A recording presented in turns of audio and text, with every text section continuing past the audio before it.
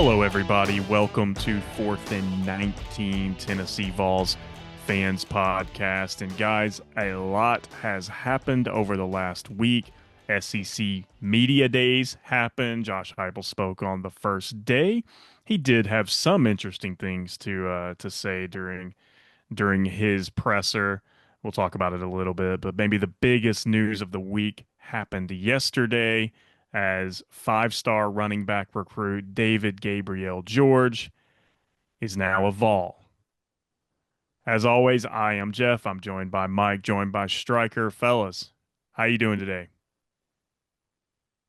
Said it's great to be a Tennessee Vol. Let's go, DGG. I tried to pull it up and actually watch the press conference. By the time I got it pulled up, he had already committed. I mean, he didn't waste no time. Uh, No, it's pretty quick. He didn't even pick up the yeah, hat. I think like his yeah, sister picked it up for him. something like that. But yeah, that's phenomenal. Just the potential on offense next year. You'll have five-star Mike Matthews potentially. He could come back. Five-star TK Keys. Five-star Faison Brandon. Five-star David Sanders. Five-star Gabriel Ascenda. Five-star Dylan Gabriel or David, whatever, DGG. All right. Like, David Gabriel George. The yeah. S is silent, by the way. Yep. Okay, cool. Okay, so he did correct that. All right. But Hmm. like that's a pretty dang good offense. I mean, and you can still sprinkle in an Ethan Davis and a Braylon Staley. I'm pretty sure, with the exception of Wendell Moe, like the rest of our offensive line kind of comes back as well.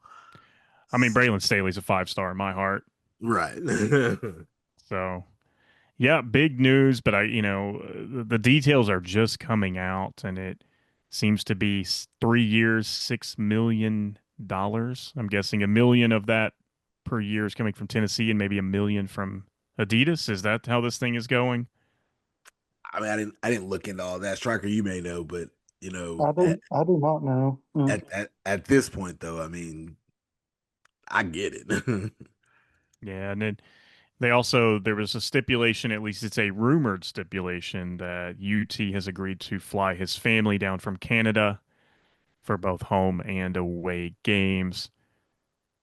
There were some salty Ohio State fans after this happened. Now, granted, salty fans are salty fans online. Vols have them too, but there were some pretty salty ones saying pretty much they never wanted DGG in the first place. He doesn't fit the mold of a championship running back, et cetera, et cetera. And I think somebody said he's going to improve Tennessee from 5 losses to 4. Stryker, do you think he was worth the investment, or is it way too early to know? I mean, it's way too early. We said the same thing again when we got Bryce Brown back in the day. Uh, until he's on the field and we're seeing stuff, I don't really care if they're a 5-star or a 3-star. I Um, think he might be a 3-star as of today since he signed with Tennessee. that Sounds may about be right. better news for us. We Heupel tends to take those. I mean, it's just like Bishop was a walk on. He was a preferred walk on, but yeah. I mean, you can put preferred on it. That doesn't. I mean, Well, that's that's the like thing. Are you going to have a Bishop and a DGG next year? you can. You could potentially have that. You could. Yeah. Because there's no guarantee Bishop goes to the league next year. No, there's no guarantee. I mean, we still don't know what this season has in store, so it's a very real possibility. But I mean, it's exciting to get, and then it improves our recruiting class. But I mean, at the end of the day, Heupel seems to do a lot more with less, and so we really haven't seen what he can do with more. Yeah, that's going to be the interesting thing. And another interesting thing, though, in this age of, recruits kind of doing whatever they want, can the Vols keep DGG from flipping? Because now you got to hold him till December, right? Till National Signing Day. You do. You also got to, I mean, I would say from what I heard is his deal is a 3-year deal. Yeah, that's what Um, I've read too.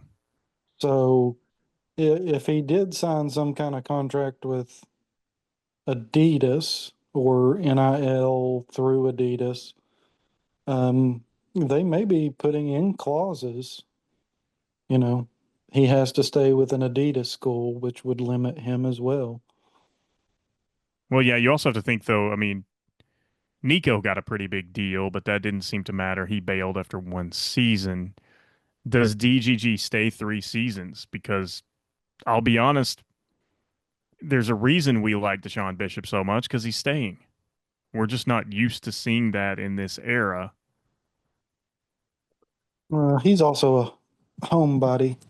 I know. You know, homegrown talent's a little different. I mean, Mike Matthews has stayed, although that didn't always look to be the case. There were plenty of rumors every offseason, I think, that he was gone. So it's so weird. You get good news like this, and then you're like, it's good news, but Right. Well, I mean, I think if you're getting the playing time, if you're signing 3-year contracts, like, I mean, that kind of puts an onus on. All right, we'll take care of you, but you gotta, produce for us or live up to your end of the deal. I like that if, the Adidas, part is true that he's only getting 3 million from Tennessee. So if you want the other 3 million that's in that, you gotta fulfill your Adidas part of the of the contract or whatnot. So I kind of like that. since it was such a big deal, and I mean like a big financial deal, you don't think there's any chance that this is a Legend Bay type scenario. No, I don't think so with that. Well, we will see, but it is exciting. He is the highest rated running back Tennessee's had since Bryce Brown, but there can be a lot, gentlemen, I mean, a lot of offensive talent on that field next season. But who cares about next season? We got a season coming up in like 40 days or so. Guys, we are inching closer to the 2026 season. And last week we previewed all of the offense except the quarterbacks. We're going to save that one for the end because A, we've talked about it quite a bit. And B, I don't know, you always save, the best conversation for last. The quarterback one is by far the biggest story of the offseason for the Vols, at least with this current team. Today, guys, we're going to talk about that defense, and it's a new look defense. Jim Knowles comes in, he brings that 4-2-5 kind of multiple look, two linebackers. He likes to put a lot of guys on the D line. He likes those backers coming off the edge. So we're going to talk about the D line and the linebackers. Guys, with Jim Knowles, do you think we're going to see a lot of changes on the D line, at least the way they operate? I believe so. Even more so with the loss of Chaz Coleman. Hmm. Um, 100%. I mean, I'm pretty sure he even mentioned it at media days. Expect Arion Carter to play a little Leo, Yeah, rush the passer. So that'll free up,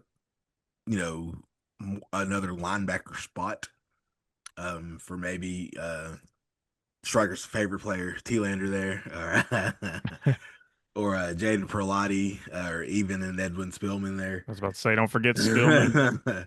To kind of get a little bit more playing time. I mean, you're gonna have to get creative where you're unproven at that Leo slash pass rush position. So I, Jim knows what he has, and he will make the adjustments to benefit himself, and the defense will make the adjustments. Yeah, and I mean, you hear all the talk about Jim Knowles and how his first season with a new team, typically their defense takes a step backward. Now, I don't know how much more of a step backward the Vols can take after last season's defense. But Josh Heupel at Media Day seemed to be pretty confident, though, that Jim Knowles, this is the first time he said he's brought his own staff with him. And it's the first time he's had players on the team that have played his style of defense before. And then you got to look at the talent at linebacker because he really stresses the linebacker position. They have to be able to play all over the field. They got to be able to play with a lot of speed. Striker, aside from T-Lander, because we know how great he is this the deepest linebacker core in the SEC? It's probably the deepest position group on this team for sure. Hmm. Um, I would say it's definitely top three in the SEC, if it's not. And you got to think There, about speed too. What was it Derek there's, Owings this week said how many players now on the team can run 21 miles an hour? I want to say it was like 24 or 25, something like that. Dang, I missed that. Yeah, Yeah, they said I think it he was said when he 24 or got 25 players on the team can run 21 miles an hour now. Let's and go. when he got there, there was only what was it like 12, 15, something like that. Yeah. Let's go. Yeah, Heupel at Media Days said you cannot underestimate the impact that Derek Owings has had on this team. And has anybody seen, from Media Days, anybody seen pictures of Deshaun Bishop? Yeah, Yeah, yeah, he he's a looks he beast. looks swole in his suit. You thought he was jacked last year. Yeah. So, but they said that was one of the things also that convinced DGG was the workout plan. Also, the fact that he gets to wear his high school number. Ohio State would not allow it because it's considered an honor at Ohio State to wear the block 0. Tennessee said, "Yeah, we don't care. You can wear whatever number you want, man." Alrighty then. Except 16. I hear that was taken. Nah, I'm sure someone would let him wear that if need be. Probably. And then, did you guys catch any of SEC Media Days? I know we talked about it and said it's not really a big deal. It's just kind of a fun little kickoff to the season. In fact, I think we all like the day the new video game releases better than SEC Media Day. But did you catch Yeah, any Definitely of true. what's that? Definitely true. Did you guys catch any of Heupel's comments? I mean, I love what he said about Kiffin and our fan base. Make sure Yeah. talked. Make sure golf balls are ready to go. Let's welcome him properly. Somewhere along those lines. Yeah, I think they asked, has have the fans calmed down from that incident? And he said, I hope not. Yeah. He said, yeah, just make sure that the grocery stores are stocked full of mustard. Striker, did you catch anything from Media Days? I mean, I watched, kind of the highlights of Heupel, some of the questions that were directed about Tennessee to Georgia. I mean, there really wasn't a whole lot of ooh, ah moments. No. I think there wanted to be. I was a little shocked that Heupel um, did make the comment about the mustard and the golf Yeah. ball. But what was even funnier to me was he never even broke a grin. No. He's as deadpan as you can get when he says these things, which I love it. I mean, and it's cool to hear him throwing a little shade because when LSU comes to town, is that in November? That thing is Yeah. going to be wild. Don't they get Ole Miss the week before or something like that? Or it's like a couple weeks before? Yeah, I think so. And then we play them before we play Vandy. Mm-hmm. Speaking of Vandy, poor Diego Pavia, he Got got released. waived by the Baltimore Ravens. Yeah, I saw that. So sad. Not really, but Well, look, he's the greatest quarterback that's ever played the game, and he's going to have one heck of a UFL career. yay. So, all right. Well, we're going to take a quick break. When we come back, we are going to start our preview of this new look defense. And guys, we're going to talk about the defensive line. So get ready. This is 4th and 19. We'll be right back.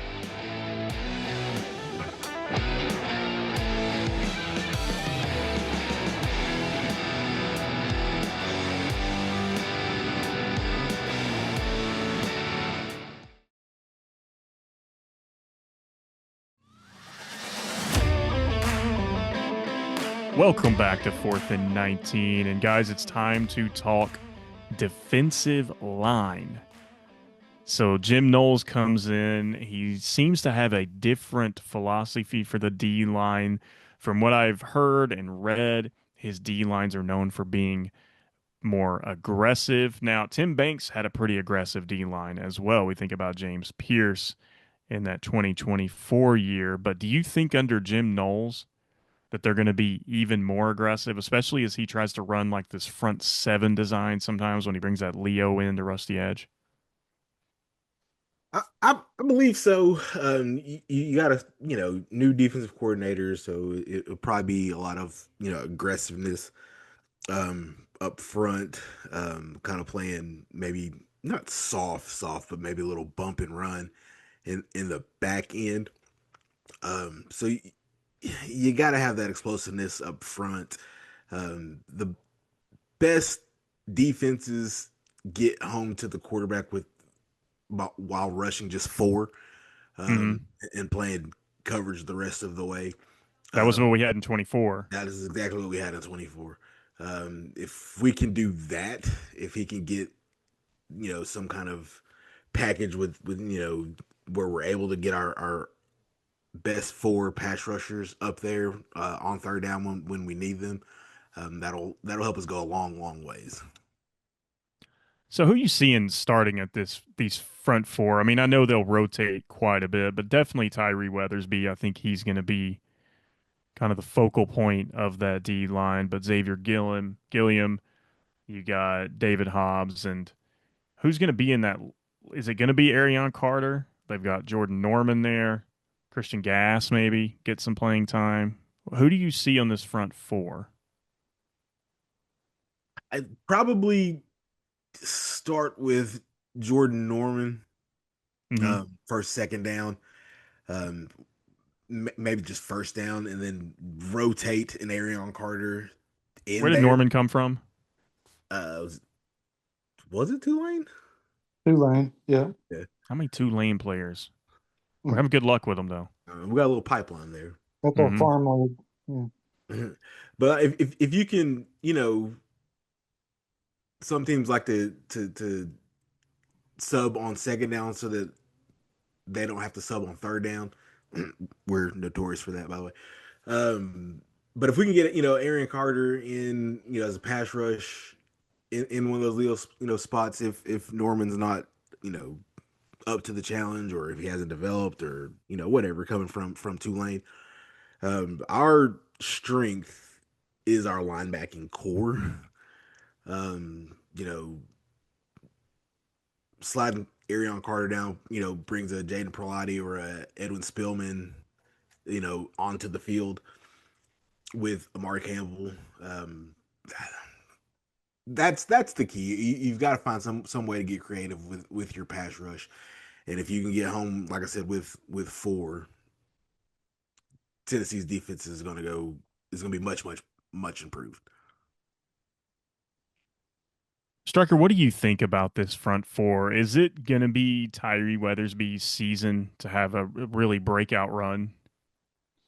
I mean, I think you're going to see a lot of interchangeable pieces on this defensive line. Um, I think the linebacker core, it's deep, but I think, you're pretty set with Carter, Spillman, Perlotti, Amari Campbell. They're going to get their time in, I noticed but you I missed a think, name in there. nope, did not. Jaden Harmon, that's who he missed. Jaden Okay, Harmon. yeah, it was Jaden Harmon. Is there a freshman coming in that I'm Yeah, unaware it of? was Braden Rouse. Hmm. Yeah, there's one. But with the defensive line, there's there's some options. I think I was looking at something, and we have 23 defensive linemen on the roster. 23. 23, I believe, is what I saw. Do you need that? I mean, okay, So Hey, that's why I say if that's New why I College say in Florida can sign 14 catchers to their baseball team, we can. I think you're going to see Gilliam. I think you're going to see Hobbs. Definitely Ethan Utley on the Hmm. inside there, and then on the end, Marion Dye. They've got a couple of really good freshmen coming in, and of course, you never know what you're going to get with them. But Carter Gooden and Zach Groves, but Jordan Norman's going to get time. Tyree Weathersby's going to get time. I just think they're going to be rotating a bunch Who do you to, think? especially with the new workout program. I Yeah, I think mean that's been the big goal. I think that is one of those things where they're just going to bring in fresh legs, probably almost every other play if allowed. So, we talked about Chaz Coleman, his departure, kind of leaving that Leo spot, up in the air. And you guys seem to think Jordan Norman's going to be who plugs in there. But we did hear at SEC Media Day that Arion Carter is going to be coming off of that spot doing a little edge rushing. How effective do you think Arion Carter is going to be coming off the edge? And I think it'll be very effective. He at SEC Media Days, he talked about his injury and how he really only played at like 65% last year. Yeah. So I mean, he was still pretty dang good at 65%. Like, And you're hoping that new Derek Owings plan yeah, keeps him healthy. yeah. So I, I like it. I think it's a great idea. It's something, I was toying with in my head when I heard that, Chaz Coleman was dismissed from the team. And I'm, Joe Schmo over here. So, and it's an idea that crossed, my mind. So the fact that they're implementing that, maybe I should get my bachelor's degree and become a defensive coordinator somewhere. Can you Um, major in that? I man, let's look into that and see what happens there. All right. But like I said, you take. I mean, I'm probably just beating a dead horse, but like I said, you just with our deep linebacking core, you got to get creative with it. Back when we had John Chavis, the chief, we would recruit, that way. We would recruit linebackers to play, defensive ends. We would recruit, safeties to play linebacker. Like, so it can have that speed. That's what the SEC is known for. It just means more that it does start with the speed. Derek Owings is continuing that, getting us where we need to be as far as speed goes. I mean, when Schrecker mentioned 21 or something, people that are running 21 miles an hour, like that's unheard of. And that's just the start. I mean, this is, Derek Owens has been on the job for 7 months. Um, so you got to get creative with it. Continue to recruit, look in the transfer portal, to find the pieces that you need on, the edge. But right now this is what we got. Make the best of what we have, and right now that looks to be, putting an Arian Carter in a different, little bit of a different position. Man, you said beating a dead horse. We do not beat dead horses around here. We beat dead gators. Definitely Gators. I knew it was coming. I mean, you got to throw it out there. Oh, yeah. At least once an episode. So, guys, you talked about how, there's going to be a few changes. You think there could be some potential coming off the edge here. How does the interior of this D line stack up? Is David Hobbs, is he the anchor of this unit? And Striker, you talked about a lot of rotation. How do you see the depth on the interior? I mean, the interior's not as deep as the edge. There's a lot of bodies. I mean, you're going to see, I think you'll see Isaiah Campbell, Xavier Gilliam, Devin Hobbs, Nathan Robinson, um, and Ethan Utley predominantly. I think he'll try to rotate those, not probably quite as much as they do the edge. Um, it, I mean, between our defensive tackles, defensive ends, and linebackers, they make up 34 players out of our 113 man roster. That's 30% of the team in the box. So you have options. Yeah, there's a lot of options out there, and I mean a lot of these names we don't know much about and haven't seen. I think defensive tackle wise, there's five that are freshmen out of the 11, Mm. so we know nothing about them really. Yeah, and you're hoping that Um, the that rush defense can emulate that rush defense back from 24. yeah, and you're hoping, people like Gilliam that have been in the system already that just helps them. Same with Hobbs as well. So from what I'm gathering, you guys are saying that there's a lot of athleticism there. There's speed. Mike was talking about it. It's funny you bring up John Chavis, Chief. Tennessee was originally in the 1990s one of the pioneers of this idea of putting speed on the D line. Because traditionally, you put your big boys up on the D line to compete with those big boys on the O line, and it's a big shoving match. In the 90s, it seemed to be that the speed idea came, where you can just blitz by them, and then you saw that through the decades with the modern day cheetah packages, so to speak. So 21 miles an hour, you got to imagine some of these 34 players are included in that list. So the athleticism is there. But guys, will inexperience, not just inexperience on the field, but inexperience in this null system, what are the chances of that inexperience hindering this group? And is it something that's just going to require growth throughout the season? It it may the inexperience may rear its ugly head maybe early, but looking at the projected depth chart, it's all juniors and seniors. There's two sophomores, one of those being Xavier Gilliam, who was in the system last year, and he's a redshirt sophomore, and then true sophomore Ty Redmond, which we saw loads of, all the improvement, from the beginning of the season to the end He's of it. not, he doesn't play like a sophomore. I don't think he's going to play like a sophomore. No, not I at think all. he played like a sophomore last year. Yeah. And that's just, our projected, starters there. If you go to the projected second string, you know, It's all sophomores. sophomores and juniors. I think there's maybe one senior projected or whatever in there, but you may get a little bit of a drop off. But so long as everyone stays healthy, um, does the work that needs to be done, starting 2 weeks with fall camp.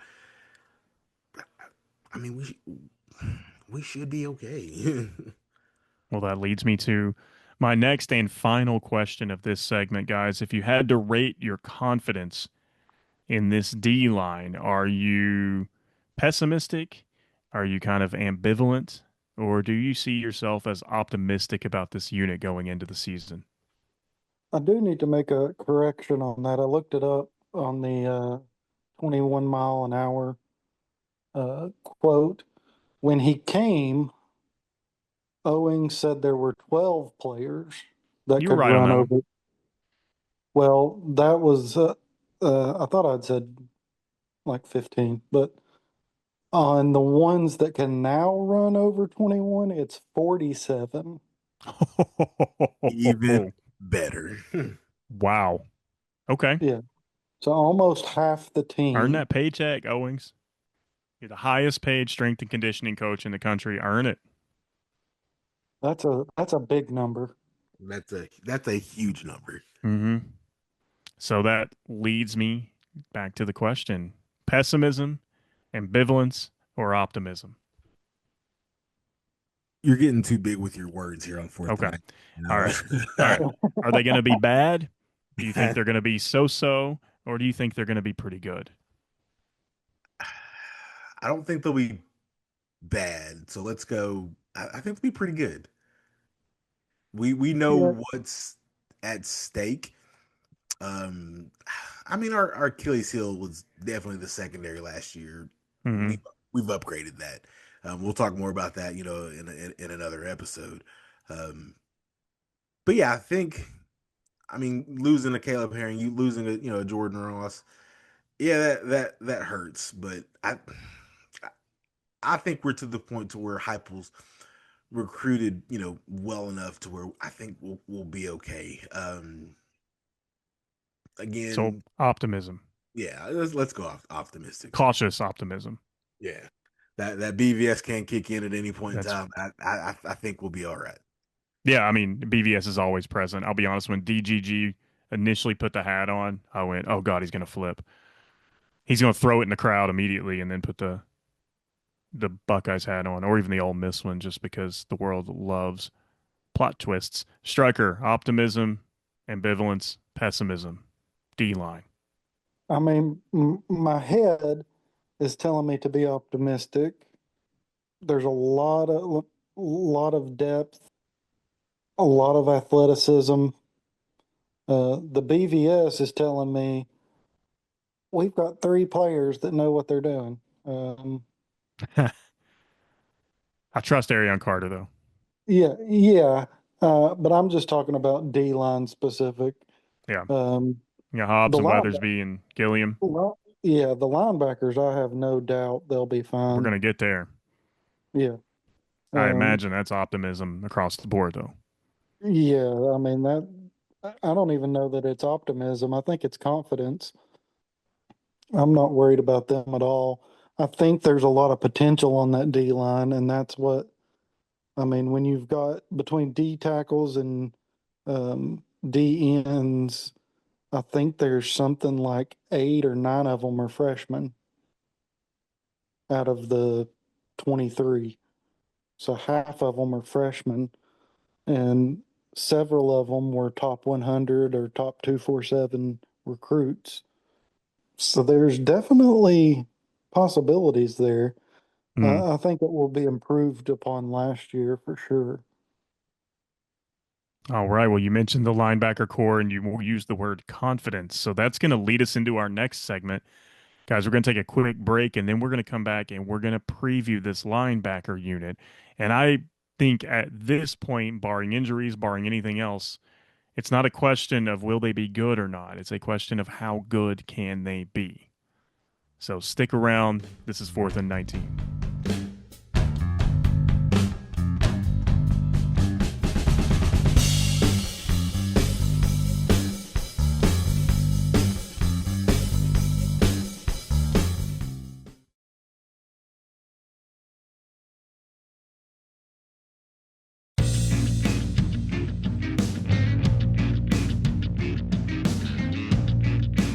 And we're back on 4th and 19. And right before the break, guys, we mentioned, at least Stryker mentioned, that there's a lot of confidence in this entire linebacker core, maybe for Stryker, save one player, but we're going to get there.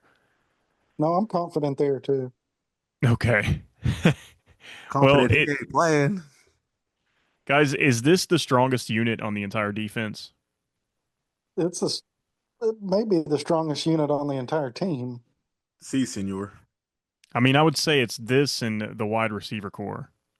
I think the linebacker core is deeper than the receiving core. Mike, what do you think? I know you love receivers, though, so I can see you thinking, ah. With our receiving core, we know we have in Matthew and Staley. We've seen glimpses from Radarius Jackson. I'm going to throw Um, Ethan Davis in there, too. yeah. With the I don't know, this linebacking core is just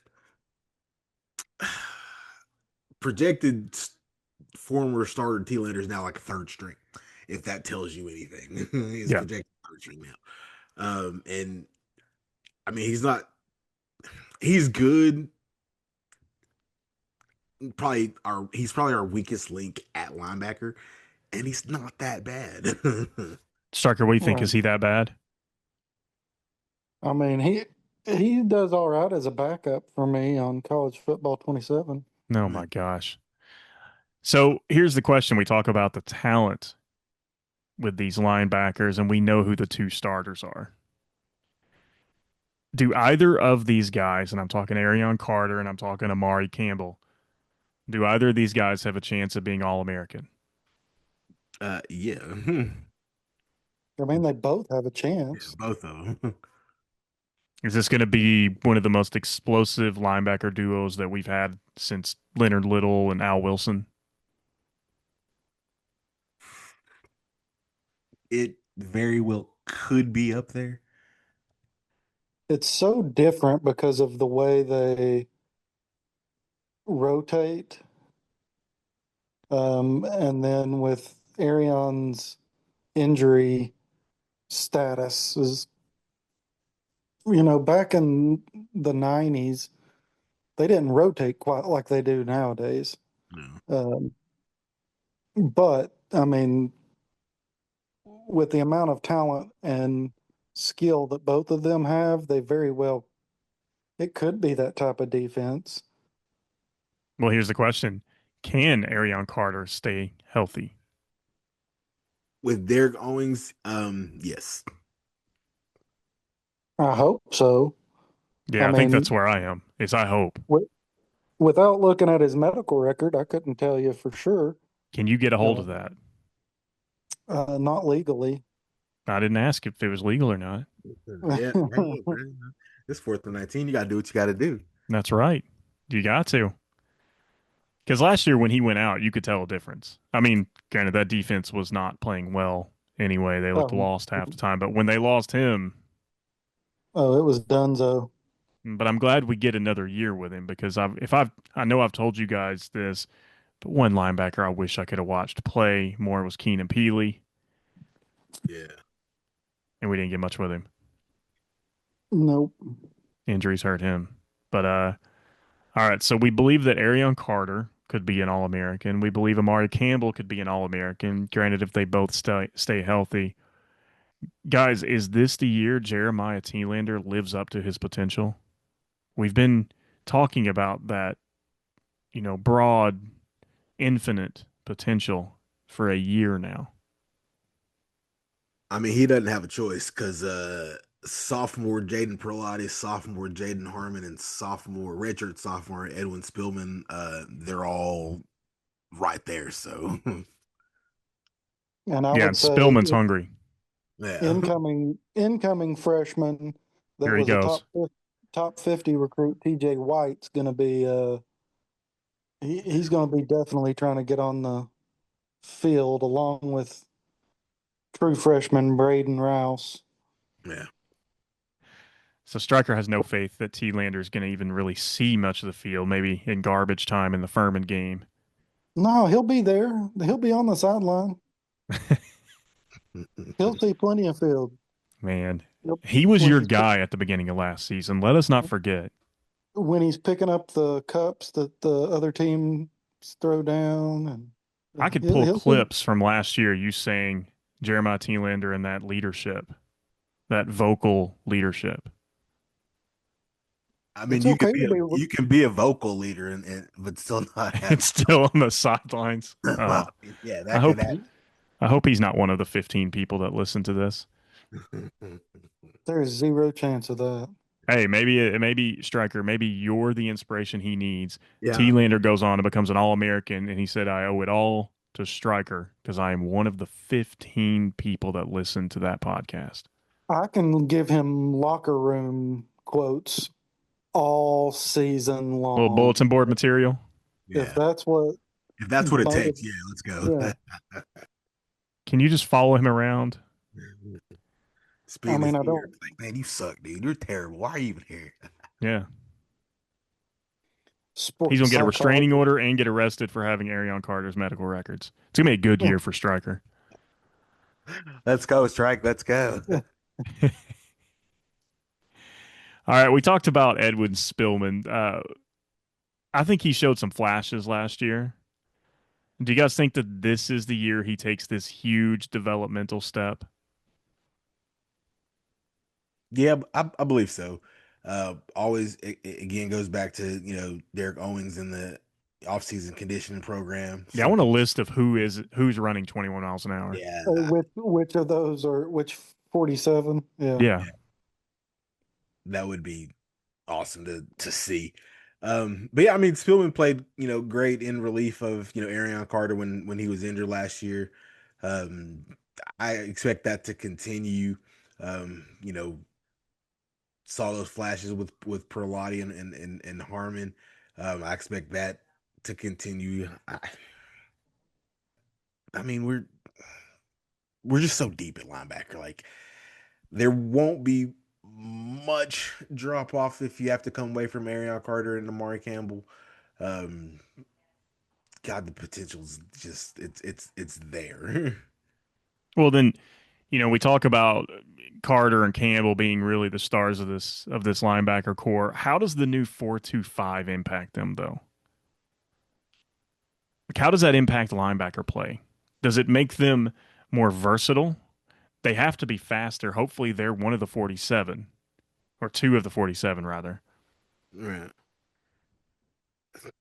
It's all about their leadership. They genuinely, call the defense, make sure everyone's lined up. Um, I expect that role to now go to Amari Campbell.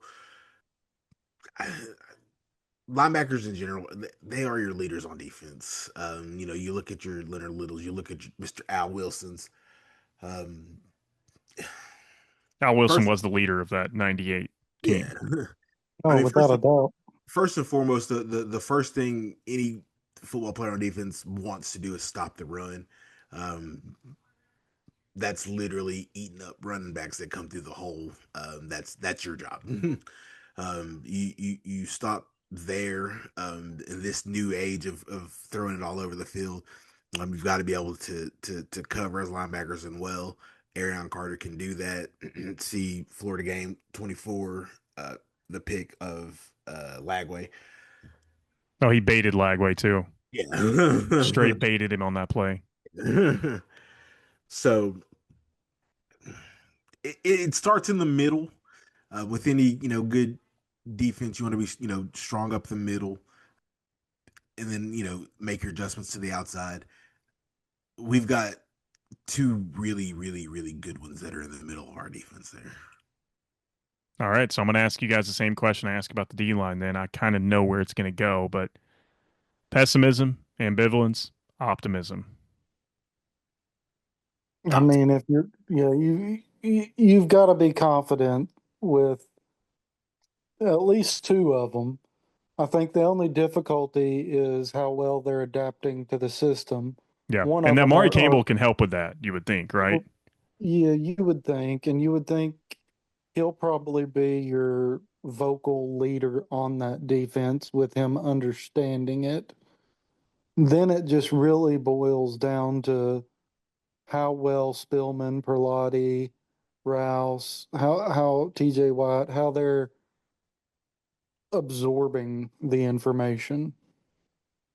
But yeah, I mean, I'm as high as I can get on a position on the linebacker core. All right, Mike. What about you? Striker straight up high for these guys. What about you? Yeah, I'm gonna copy what Stryker said there. This is by far our deepest position, our best position on the team. Use it. That's your strength. You use it to make everyone around you on the defense better. Yeah, like I love the depth. This is going to be an awesome linebacking core. So, do you guys think it's top 3 in the SEC at least? I would put it up there. Yeah, I mean, I don't know that it goes lower than 3. Yeah, I mean, this could be depth With wise, it could be the deepest unit in the conference. I think. yeah, potential to be top 5 in the country, easy. Agreed. Well, we'll see if they can adapt to the new scheme, but it's going to be exciting to watch this linebacker core fly around the field. Guys, we're going to take a quick break, and then we come back. We're going to close out this episode, talk a little bit about media days. While Heupel may have been completely deadpan as usual, some other coaches had some interesting things to say. So stick around. We'll be right back.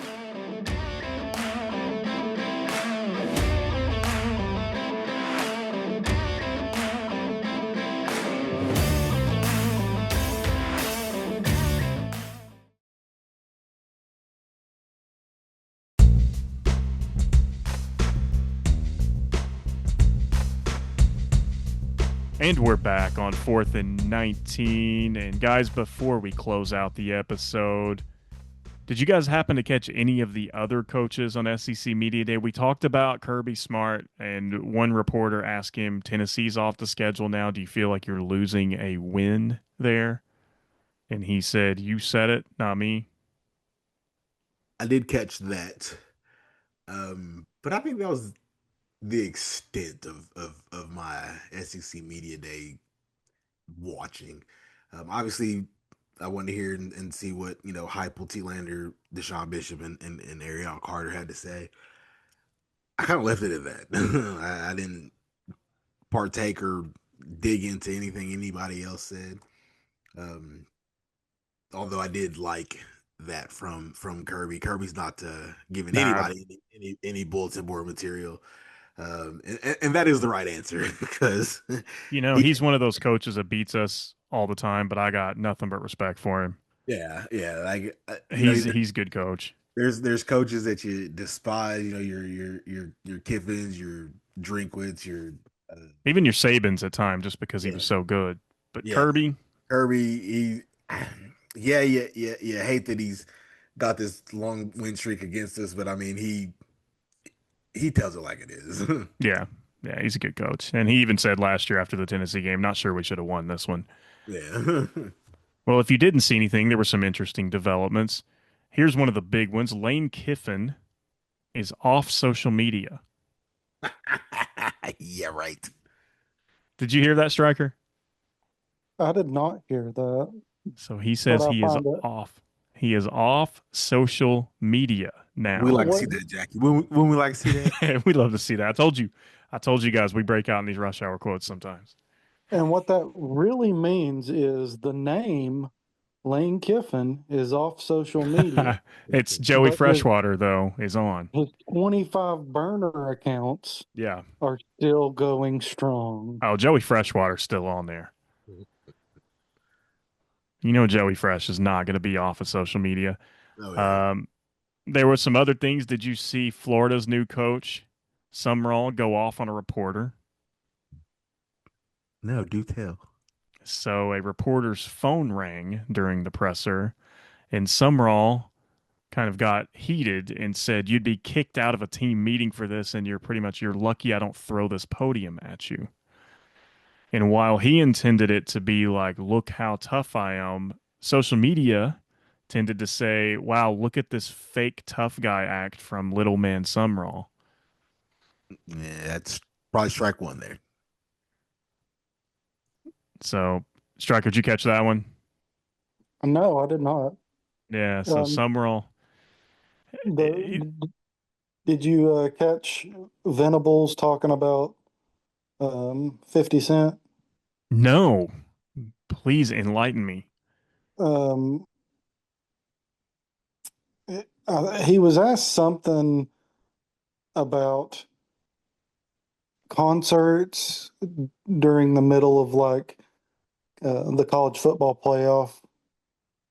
Um, and he was asked if there are any future concerts on the books for the 26th season. Um, and he said something about, I don't know about 50 Cent coming back. Apparently he was not a rap fan. He doesn't strike me as a fan of hip hop. No, no, no, no. Yeah, but his team is, so he better get tuned Yeah, he better. in. Well, man, I did not see that one, but I did see Kentucky's new coach Will Stein try to pull a Kurt Signetti. Did you all see that? I heard about it, but I didn't see it. No. Nah, I missed that one too. They ask him, what makes you think that Kentucky is going to be able to succeed and get to a championship level? Like, why would Kentucky be a championship team? And he said, because of me. Strike one for him. And people are saying, was that his Google me moment? Now, granted, we look back on that and Signetti was right. I mean, he said, I win, Google me, but he had been a head coach places before. Will Stein has not been a head coach. Strike, He strike one for Stein. Yeah, he said basically, I know what it means to win at this level. I've seen it before. He's seen it as a coordinator. So we will see. Granted, we could be eating crow next year when Kentucky comes to Neyland and pulls a 2020. Did your favorite coach in the SEC, God, um, Eli Drinkwitz, I know you're going there. yeah, did you see what he said after they asked if Ahmad Hardy was going to be recovered in time? I did not because I try not to listen to anything Eli Drinkwitz says. He said, "Well, John Wayne rode after he had been shot, and he turned out all right." You know, I think I did read that somewhere and I just shook my head. Yep, yep, yep. Let's equate John Wayne to a college football player. Well, you do remember when Drinkwitz did that recruiting video when he tried to up Brian Kelly. You remember Brian Kelly did that spinning platform, dance floor lights type thing and was doing peace signs over his eyes and looking ridiculous. And then they had one with Drinkwitz when he got a recruit. He was standing by the recruit with an electric guitar, acting like he was shredding. And people on social were just like, kind of messing with him about it. Um, and then he said, "Yeah, nothing like playing some Creed when you get a new player." Well, listen, I got a couple of things for Drinkwitz that I heard on the radio that I remember. So I guess Missouri and Kansas are big rivals or whatnot, even though they're in Mm. different conferences. So somebody asked him, what's the best thing to come out of Kansas? And Drinkwitz's response was Interstate 70. No, And that was then pretty good actually. it was, what do you call a pretty girl in that you see in Kansas? And the answer is a tourist. Yeah, I mean, you could see that one. That's low hanging fruit right there. Y'all ever been to Kansas? Unfortunately, yeah. It's flat. It's exactly what you think it's going to look like. Kansas, Nebraska, Flat. Oklahoma, they're Oh, we Flat. know all you've been to Nebraska. Iowa. Yeah, he's been in Nebraska. He has to hit the Husker shop every once in a while. it's a drive-through state, and you don't want to do it. Did did you all hear what Shane Beamer? He was talking about his painful losses from last year, and No, he had a lot of them. he 8 of them, I think. well he talked about the meltdown defeat to A&M when they Oh gosh, when they were up like 38 to nothing at halftime or something like that, 31 nothing, 30-3 at halftime, 30 to 3 at halftime, and they and lost. they ended up losing 31-30. Well, so he was talking about the tough losses and everything. And when he started fielding questions, the first person said, "Speaking of the Texas A&M game," and then Beamer cut him off and said, "Can we not?" Fired. Well, I mean, if you're talking about that game, it depends on how deep into the press conference you are because Beamer probably quits at halftime. That was kind of a take off that Peyton Manning joke at the ESPYs when he made fun of the Atlanta Falcons. And he said, "I believe in the Falcons. I believe in this team." It was after they lost the Super Bowl to the Patriots. Remember that? And they blew it in the fourth quarter. Yeah. And Peyton Yeah, said, "I believe in this team. I think they're going to come back. And I want you guys to hear it from me. And I want you to hear it right now because I know you guys doze off 3/4 of the way in." I love it. Well, SEC Media Day is behind us. So next stop, fall camp. Is that correct? That is correct. When does fall camp start? 2 weeks. All right. Well, we will definitely be following that. And next week, we'll be back here with some more position previews. We're going to talk about the oh, secondary, and then we're going to talk about special teams. did oh, there one more thing I Oh, yeah, didn't let's do even it. um, Silverfield came on after Summerall, Hmm. and he opened And for the up people with out there, that's Arkansas's head coach, right? yeah, yeah, Because nobody knows who he is. yeah. He said, "I promise I won't throw the podium at you." After Summerall, Yeah. I like that better. I do like that. That's funny. Well, no more SEC Media Day, guys. I'm excited for fall camp, but in the meantime, Mike, do you want to lead us in a rendition of our national anthem? Oh, say can my bad, Not that national anthem. my bad. World Cup. Sorry. As I got you. But you gotta, start with a good Good old old Rocky Rocky Top. Top. Woo! Woo! Rocky Top Rocky 10. Top, Tennessee. Come on. Go Go Vols. Bulls! All right, this is 4th and 19. Thank you for listening. We'll catch you next week.